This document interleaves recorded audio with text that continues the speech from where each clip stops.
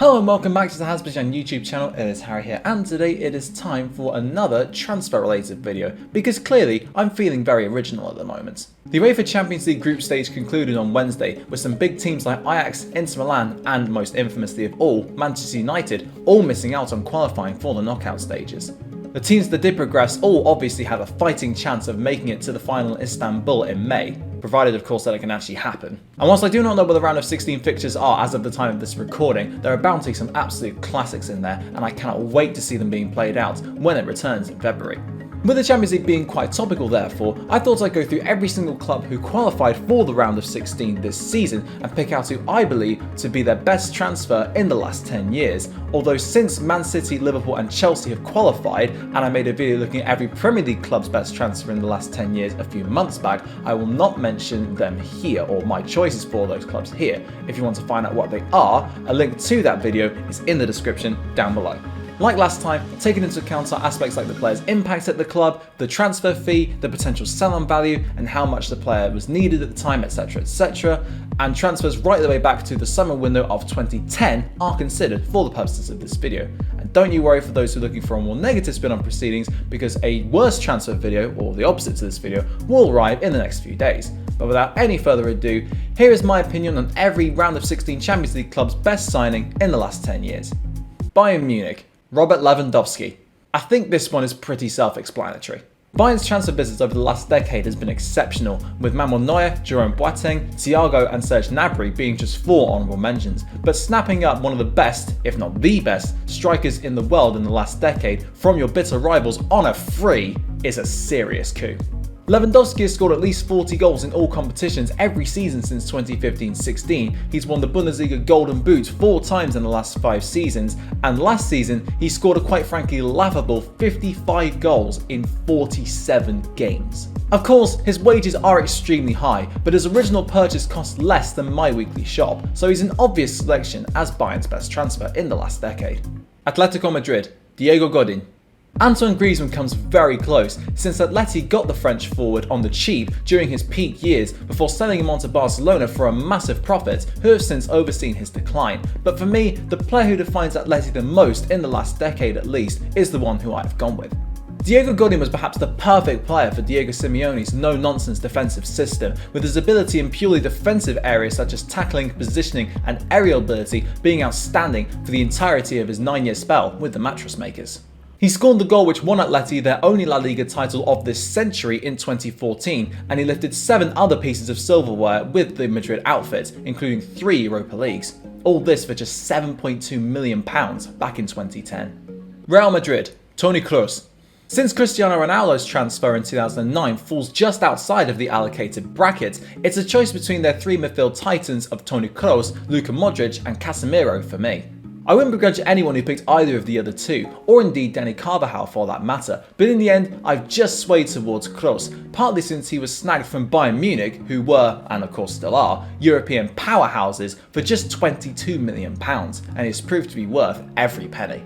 A midfield maestro who keeps things nicely ticking over in any position in the middle of the park, the German was bought after helping Germany win the World Cup in 2014, and his success has continued on at the Bernabeu, with 3 Champions Leagues and 2 La Liga titles having been added to his trophy cabinet. Borussia Mönchengladbach. Jan Sommer. Signed to replace Marc-Andre ter Stegen in 2014, Jan Sommer hasn't quite gone on to achieve the heights that ter Stegen has at the Camp Nou, but his importance at Gladbach has been evident, since he's only missed 6 league games in his 6 years at the club, including being an ever-present in 4 of those seasons. He was bought from Basel for just £8.1 million, and the 31-year-old has helped the Borussia Park outfit to finish in the top 4 3 times in those 6 seasons, including 3rd in his debut campaign, during which his performances were widely praised. So with all that in mind, he takes it for Gladbach, with honourable mentions going to the likes of Alassane Plea and Granit Xhaka. Porto. Jackson Martinez. It was a tough choice between Jackson Martinez and his compatriot James Rodriguez, but given that Martinez immediately hit the ground running, whereas Rodriguez took a season to settle into life at Porto, albeit he was only 19 when he arrived, I've plumbed for the striker. Martinez was an £8 million arrival from Chiapas in 2012, who was brought in to replace the goals of Radamel Falcao, who had departed for Atletico Madrid the season prior, and he would go on to spend what would turn out to be his best years at the Estadio do Dragão, helping Porto go unbeaten in his debut campaign in the league.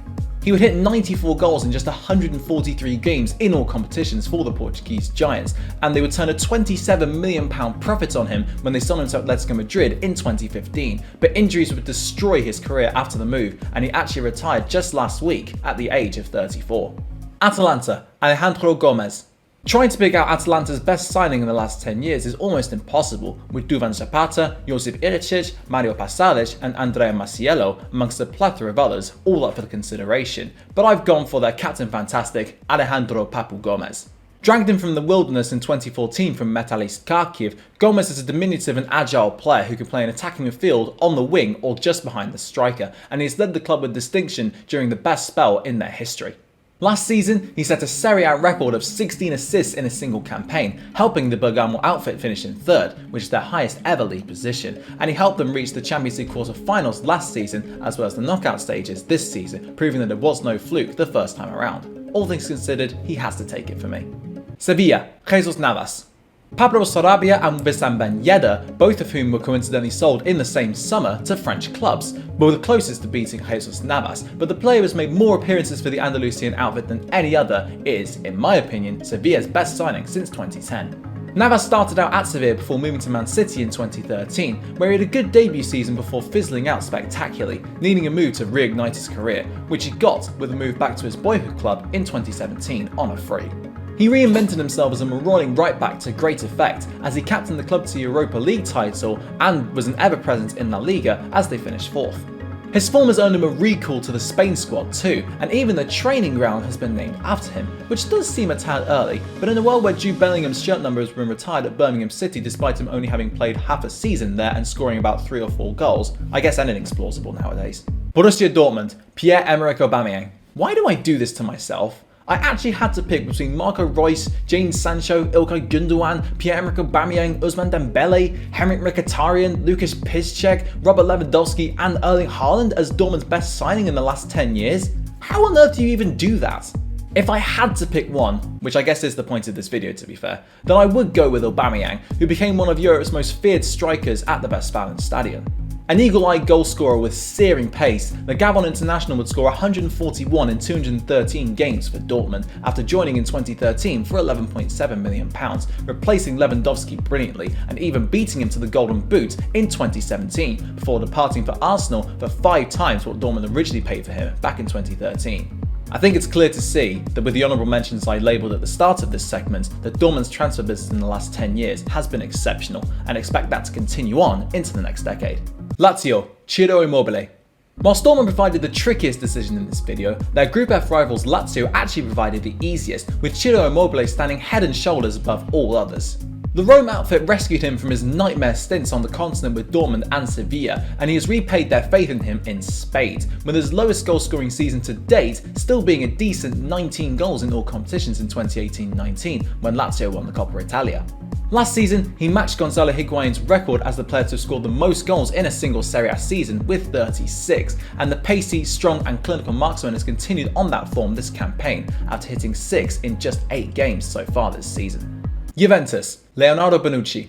Of course, Cristiano Ronaldo did transfer to Juventus in 2018, in case you're wondering where he is on this list, but whilst he is the most honourable of honourable mentions, I'm instead going for Leonardo Bonucci, purely based on long-termism. Juventus actually signed him twice in the 2010s, with the first coming in 2010 from Bari, which is the signing that I am considering for this video, and over the next 7 years he will form a legendary trio alongside Giorgio Chiellini and Andrea Barzagli to help the old lady win 6 consecutive Serie A titles.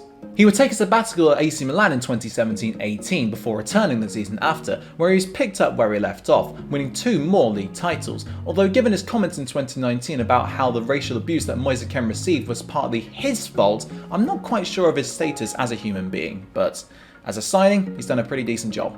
Barcelona, Luis Suarez.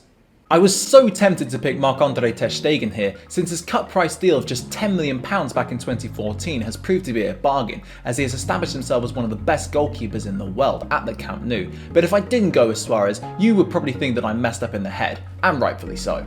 Suarez arrived with a lot of fanfare in 2014, not just because he had picked up the PFA Player of the Year award at Liverpool the season prior, or his transfer fee, which was around 65 to 75 million pounds, but also since he wasn't allowed to play for the Catalan outfit until October, given that he had been issued a worldwide ban from the sport after biting Giorgio Chiellini at the World Cup. In just 6 years with the Blaugrana, he became the club's joint second all-time top goalscorer behind Lionel Messi, with whom he formed a legendary tripartite between 2014 and 2017 alongside the Brazilian superstar Neymar.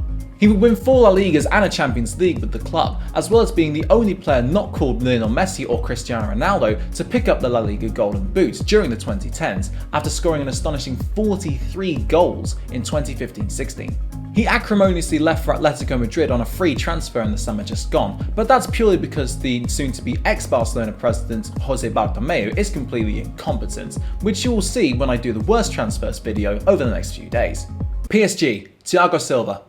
In a couple of years from now, provided he stays at the club, the answer will undoubtedly be Kylian Mbappe, but given the extraordinary finances involved in that deal, as well as Neymar's, I've gone with the signing that signalled PSG's arrival as a force to be reckoned with on the global stage. Thiago Silva was wanted by all of Europe's top clubs after starring for AC Milan in Serie A, yet it was PSG who were the ones who secured his signature back in 2012 for £37 million. A dominant defender who reads the game brilliantly, Silva was made captain almost immediately upon his arrival, and in his 8 seasons there, he won the league in all but one of them, as well as triumphing 11 times in the domestic cups. Although the UCL would elude him, he is one of the best players in PSG's history, of that there is no doubt, so for now, he edges out Mbappe and Neymar. RB Leipzig, Timo Werner. The final club in this video, RB Leipzig, were only a year old when the decade began and stuck in the 4th tier of German football, and now they are Champions League semi-finalists and one of Bayern's 2 closest challengers for the title alongside Dortmund. Emil Forsberg, Dayot Upamecano and Marcel Sabitzer were all in the mix for the accolade of their best transfer in that time span, but it has to go to their former prolific marksman Timo Werner, the man who so brilliantly spearheaded the Leipzig attack for 4 years. He had struggled at previous club Stuttgart in the Bundesliga, yet the Red Bull outfit were willing to splash £10 million to bring him to the Red Bull Arena, a decision which has proved to be very worthwhile. Werner hit just shy of 100 goals across his 4 seasons at the club, only being denied the Golden Boot last season despite hitting 28 goals in 34 Bundesliga games by a truly ridiculous season from Lewandowski, and he was sold to Chelsea for £45 million, 4.5 times the amount that they paid for him in the first place. All things considered, I think he has to win out. That just about concludes today's video on every Champions League club who qualified for the knockout stages and their best transfer in the last 10 years. Of course, the opposite video to this, looking at their worst transfers, will come in the next little while, but for now, if you did enjoy this video, feel free to smash that like button and subscribe if you have not done so already. Thank you very, very much for watching, and until next time, I'll see you then.